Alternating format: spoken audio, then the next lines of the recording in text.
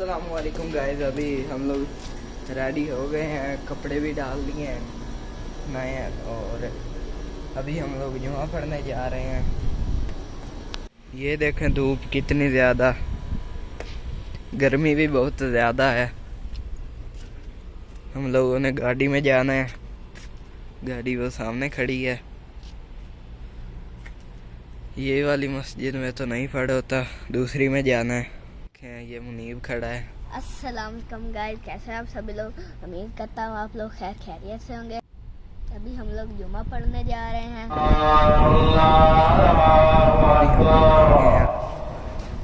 हम लोग